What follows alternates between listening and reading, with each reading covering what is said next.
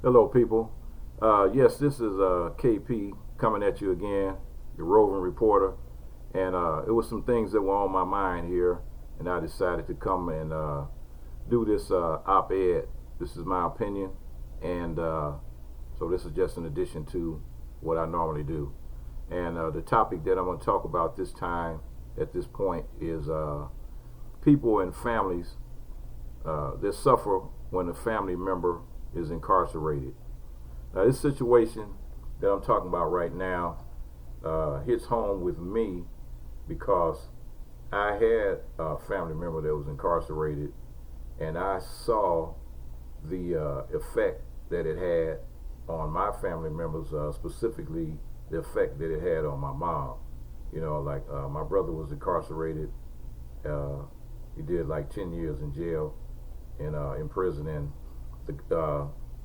I could tell that this whole thing was weighing very heavily on my mother.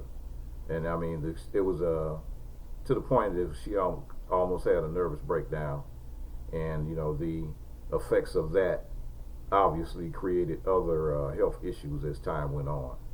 But uh, it's like a lot of families in this country that have family members that have been taken away from them, that have been incarcerated in this country. But the thing about it is, those family members are not thought of. They're not even considered uh, when it's time for them to issue out that sentencing and time for them to give that person that time. They don't even consider the families that are left behind and the conditions that they're left in when that person, which may as well be a provider, that's being taken out of the household.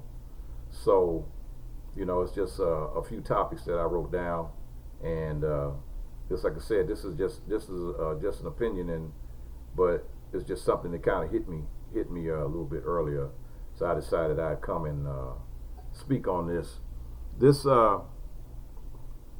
family members that are left behind after incarceration.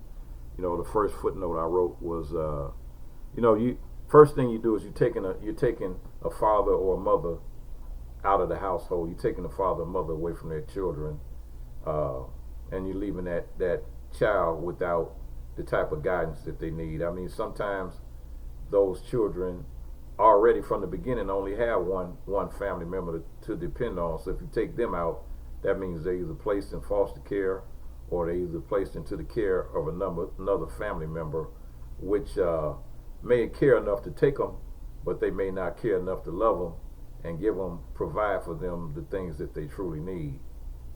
Uh, that's the first issue. You're talking about the kids. The children suffer. They suffer when their parents are gone. And a lot of times kids get depressed. You don't know what they're thinking about. They might be contemplating suicide. They might even be thinking that the reason their parents are gone is because of them. You never know. So that's the first issue. The second issue, with the parents gone, you don't have a balance in the household. To say it was a two-family household that was there, a mother and a father and the children. So now you don't have that. You have a one-sided situation where you have a mother trying to be the mother and the father, or a father trying to be the father and the mother of the children, since the significant other has been incarcerated, and that is not always an easy thing to do, and it's not always effective. Just say, like, it's certain things that a man can do when it comes to raising his sons, just like it's certain things that only a woman can do when she's talking about raising her daughters.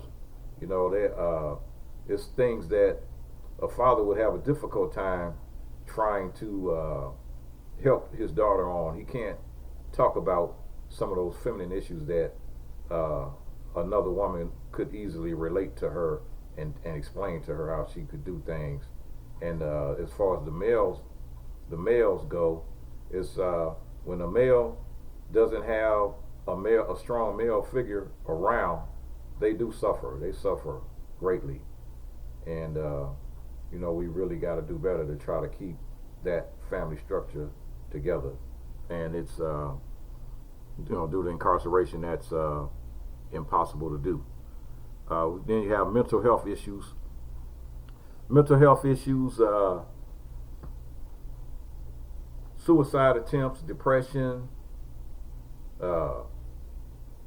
anxiety, worthlessness, loneliness, and the list goes on and on of the different types of mental issues that a person might have when they're separated from that person that they can no longer touch, that has been removed from the household, that has been taken out of their lives.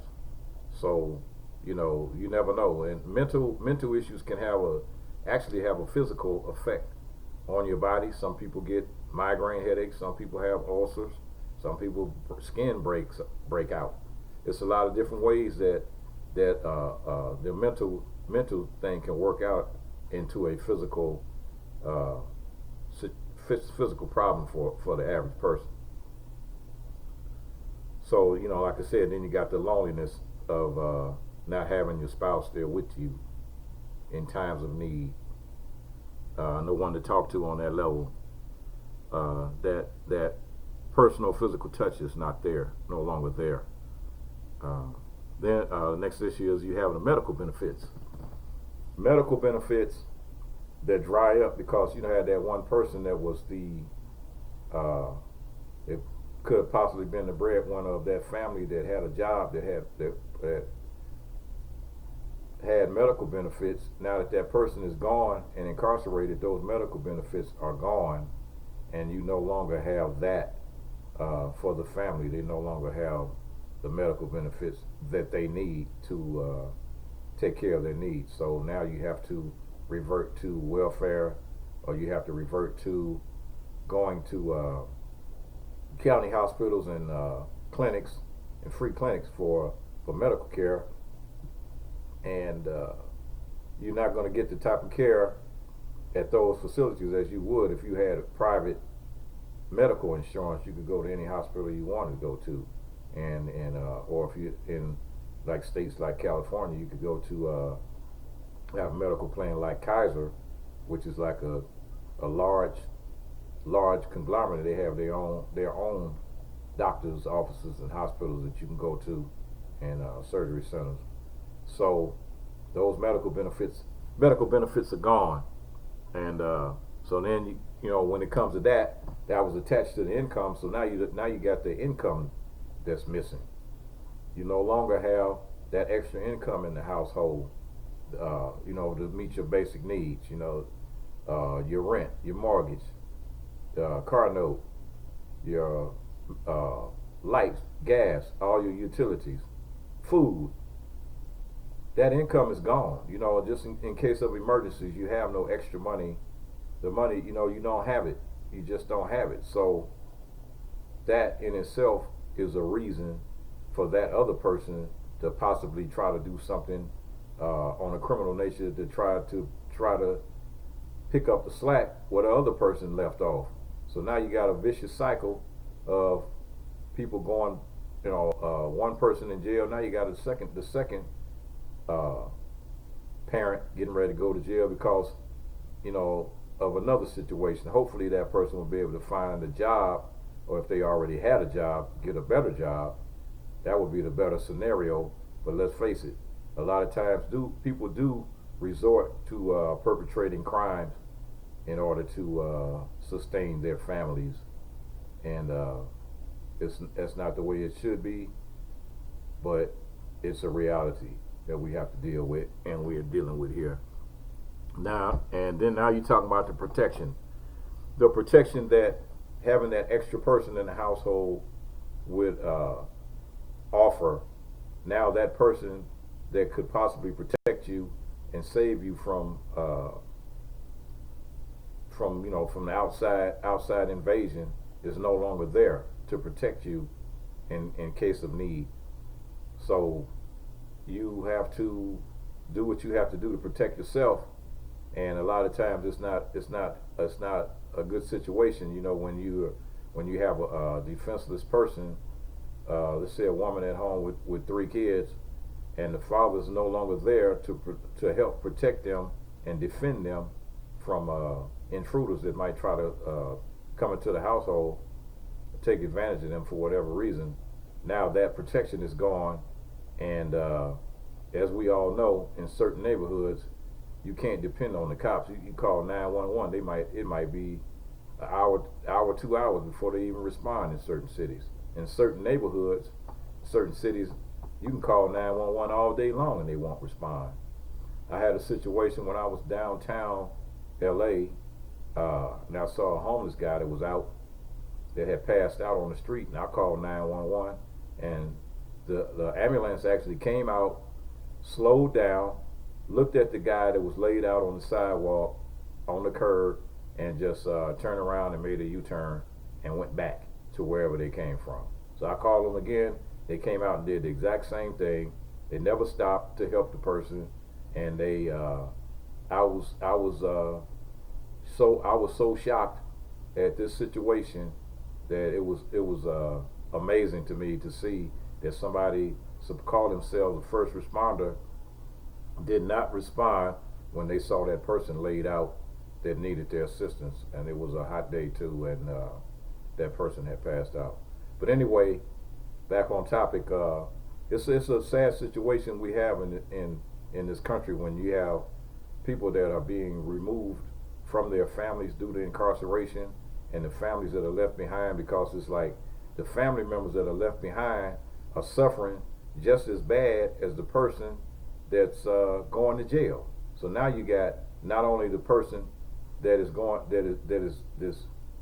has been sentenced, now you have the family that has in effect been sentenced to do time as well, because of the suffering that they have to do now, since that second family member is no longer there. So if there are any programs out there that you know about, because personally I don't know of any programs that are out there for the families of incarcerated persons, as far as like assistance for families that have family members that are incarcerated. I don't know of any. I don't know of any outreach programs. I don't know of any government programs. I don't know of any counseling programs that help people get through this thing mentally. I don't know of any. So if you do, please leave some information in the comments section for me to review and for other people to see. So just in case the situation might come up with them, they'll have something they can work with. And I'd appreciate that. And also if you have any suggestions or anything that you want to add to the list that you think I may have missed, pertaining to this issue of family members that are left behind when they're incarcerated, better half goes to jail. Please leave your comments, and I appreciate it. Appreciate all of that. All right, peace.